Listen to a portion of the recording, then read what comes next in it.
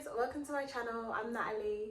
Today I'm just going to go through the first four, go through all the books I read in August. So I read 4 books this month, and all were just like romance books, like books you don't really have to think about, easy reads, and I think they were all great for like a holiday sort of book, like on the beach, just reading a book, cocktail in hand. Like this is them sort of books, nothing too deep, nothing too serious. Yeah, I enjoyed them all, so I say. But yeah, let's just get into it. One that I just finished is Good Girl Complex by Ellie Kennedy.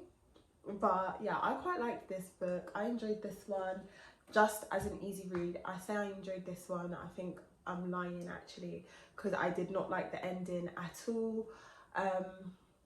No, actually, upon reflection, I'm going to take that back. Like, it was a nice read, it was an easy read, but it was not my favourite of like books with no sort of meaning behind it. So yeah, but it's about like rich kids that go to like this place kind of like for like their vacations, and they're just a bit like unruly and horrible when they go to the locals. So there's one guy who has one of the rich guys who has a girlfriend, and he was not nice, got one of the locals fired. So there's like this whole revenge plot between this friendship group of the guy that got fired to steal the guy's girl.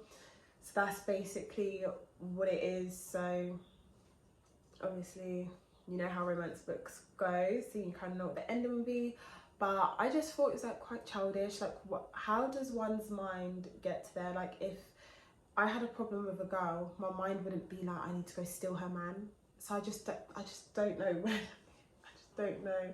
But yeah, like, whose mind is going like someone's caused a problem to you, and your first like thought and your first way to resolve or like get your revenge is by stealing their babes? Just nuts to me. But yeah, like that just was one thing where I just thought like, right, okay. And then also the ending, I didn't like there was no epilogue, so don't kind of get to see Mackenzie and Cooper, like kind of how their business ventures that started in the book, how they get on in say like a year's time or something, which I didn't like. I kind of like having like an ending, like knowing where they've ended up. I don't know, I doubt there's going to be like a second book to this. I probably wouldn't read it if there was, but maybe there'll be an epilogue in like another book that she has, because like at the end she's got one about a new novel, so maybe the epilogue will be in there, like it was with The Hating Game and 99% Mine. Nonetheless, easy read, but just I feel like it just ended abruptly. Like, I feel like I don't know much about what's going on in the future for them two, and I feel like I would have loved to explore like Mackenzie's parents' reaction to what she's doing now, her being with Cooper.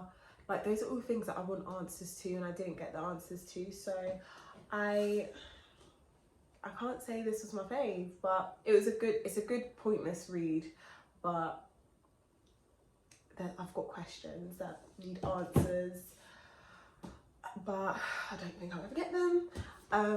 Next book is Book Lovers by Emily Henry, and I keep getting this mixed up for Beach Read. Like, I've never read Beach Read, but still.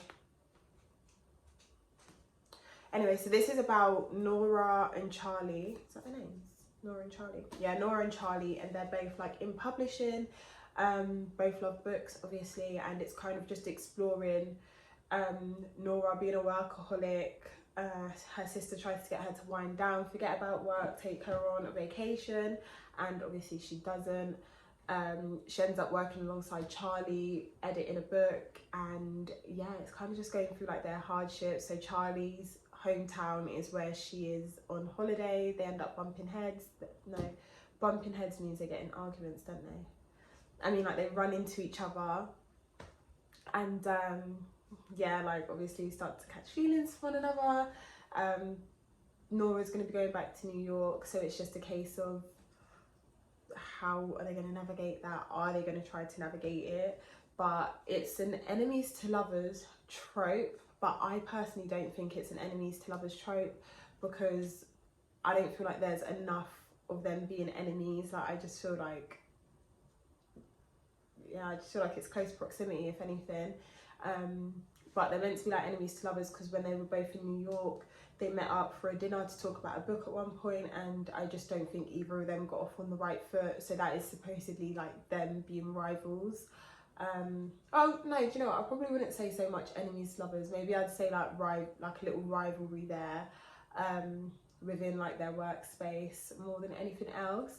But I actually enjoyed the book. I liked that it made fun out of cliches while still doing the cliches, which at first, when like they was laughing about the cliches of romance books, because obviously they're in publishing, I genuinely didn't think the book was gonna be one of the cliches, but it's still one of the cliches anyway. But yeah, no, I enjoyed it, I liked it, and I do want to read Beach Reads.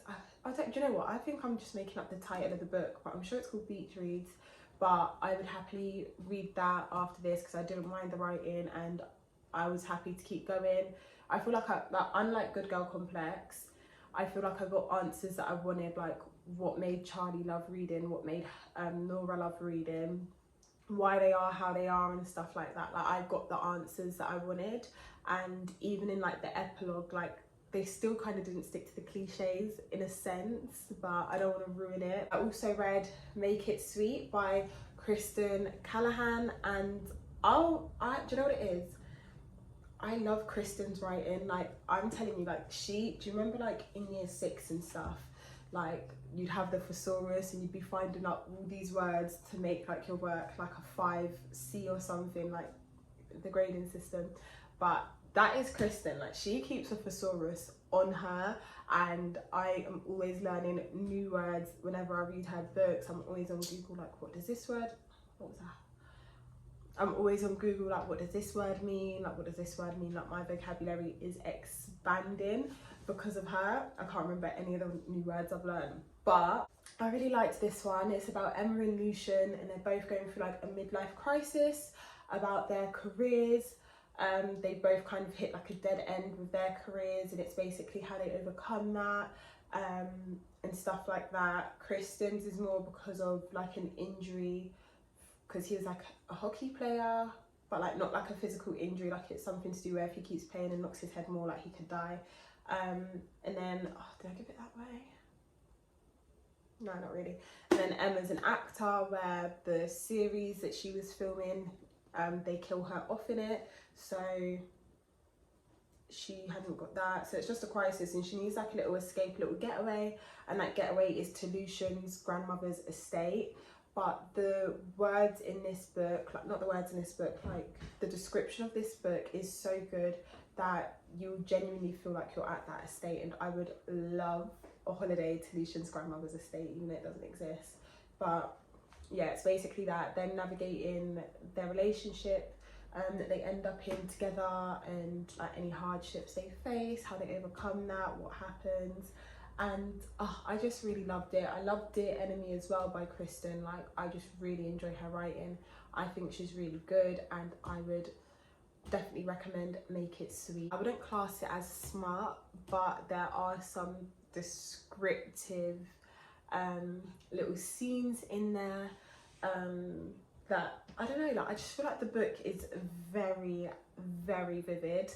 But yeah, Kristen Callahan, I need more of her books. Like I was on Amazon trying to see what other books she had, but I don't know, I feel like I only want to read the ones that have covers like this. I feel like that's silly, but like, I only want to read ones that have like the cover like this, because Dear Enemy looks like this as well. And then the other one she has is more like, it's really got people on there, and I just don't like book covers with people on them. Like that's just not my vibe at all. And then I also read From Lukov with Love by Mariana Zapata, and I really like Mariana Zapata's books. I like her writing style, and I do like the slow burn. But one thing about Mariana Zapata is that when it's a slow burn, it is a slow burn. Like there could be 400 pages, and page 300 she'll let us see them hug. Not see them hug, she'll let us read that they've hugged. Like she honestly, before any actual action happens, like it will be page 360 out of 400. Like you never kind of get to see the love side or the romance side of them more progressed. You kind of see like all the bits like adding up. So if it's like an enemies to lover, like this one is, you see a lot more of that before you see their romance really flourishing. But this is Jasmine, I was going to say Mariana, this is Jasmine and Ivan, and they're competing together, obviously in ice skating, or not obviously, but they're both ice skaters, figure skaters, and it's them like kind of partnering up and competing together.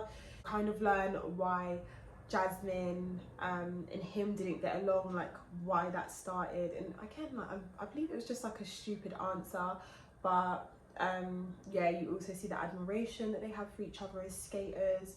I don't want to give too much away because I feel like if I say one part, it's like you may as well just not read the book, like I've told it to you anyway. But yeah, I liked the book. I like Mariana's writing. I love the Wall of Winnipeg as well. Wall of Winnipeg? Wall of Winnipeg. It sounds wrong, but I'm sure that's the name. The Wall of Winnipeg I really enjoyed as well. But yeah, again, it's a slow burn. Like, it's Mariana Zapata. I'm sure all she does is slow burns. But yeah, it was a good read. It's a nice read, and you see the stubbornness of them both. No, not them both, of Jasmine. You see her determination to be able to make a name for herself or change her reputation within the figure skating world. And yeah, it's just nice and enjoyable. And if I'm correct, I quite liked the epilogue to this book as well. Yeah, I think. Yeah, the epilogue was really cute at the end between them two. Like, everything about them is really, really cute. Ivan is really like protective over her.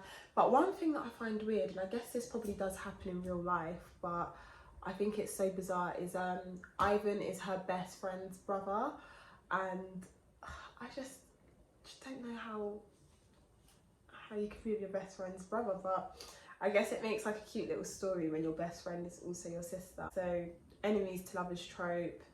But again, like, why they're enemies? Like, do you know, like in an enemies to lovers, have you realised the reason they're enemies is always very stupid? I don't know. But nonetheless, good read. But yeah, that was all I read this month. I'm happy with the books I read, actually, because I feel like they kind of fit in with the time of year. Like, definitely like a nice holiday type of vibe, especially Good Girl Complex, Make It Sweet, and Book Lovers definitely give me like holiday vibes. But yeah, it was a good month for books, nice easy reads, and yeah, thank you, bye.